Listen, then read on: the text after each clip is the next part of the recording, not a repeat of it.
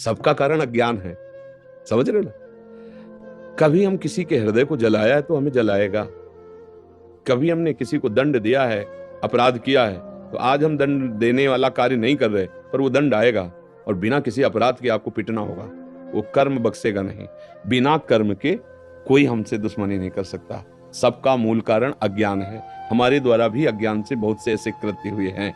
अब उन कृत्यों का भोग भोगने का जब समय आएगा तो आप अच्छे आचरण कर रहे हो, गलत नहीं हो, पर आपको दंड भोगना पड़ेगा। तब आप कह सकते हो कि भगवान बहुत गलत है। मैंने क्या गलती की थी जो मुझे दंड मिला? बिल्कुल फूंक फूंक के पैर रख रहा हूं, ठीक से चल रहा हूं, दूसरों का हित कर रहा हूं, लेकिन अभी ये अगली फसल है।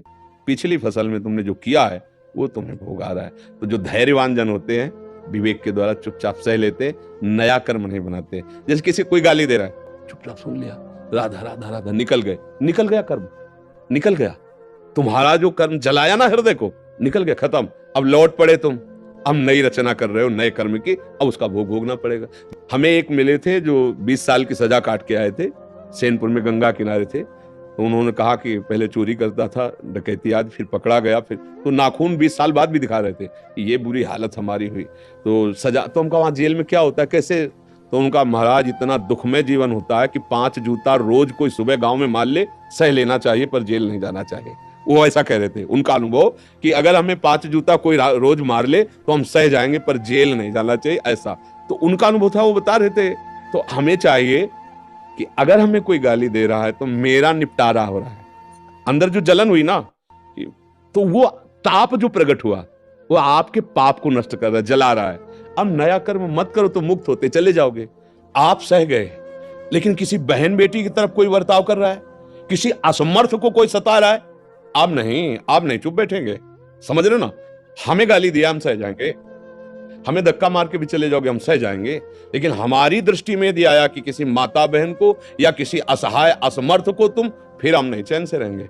अब क्या हुआ? अब धर्म की बात आ गई, परहित की बात आ गई। अब आपकी विजय होगी। अपने सुख दुख को सह करके दूसरों के दुख निवारण के लिए हम चले तो हमारा स्वरूप अच्छा है।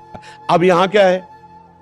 हम दूसरों को दुख देकर खुद सुखी हो सकते हैं। अगर दूसरा कोई पीटा जा रहा है तो पीट करके निकल जाएंगे। गली में वो आदमी एक महिला को पीट रहा है और मार भी डाल रहा है, और 4 लोग वहां से निकल के जा रहे हैं, और वो देख रहे हैं, और हो सका तो बगल से वीडियो बना लेंगे और निकल जाएंगे। वाह भाई, क्या मनुष्यता आ रही है तुम में, क्या तुम्हारे अंदर बल बुद्धि आ रही। नहीं, वो आपके परिचय की नहीं है, आपका कोई संबंध नहीं, इसलिए ऐसा नहीं। हमारी मनुष्यता का तो परिचय है। भगवान ने हमें जितना बल दिया हम उसकी रक्षा करेंगे। अपने को सह जाना चाहिए, पर दूसरों को जब कोई कष्ट दे रहा हो तो अपने को 1000 हाथों वाला समझना चाहिए, और फिर बचाने के लिए कूद पड़े, प्राण भी चले जाएंगे तो भगवत प्राप्ति होगी।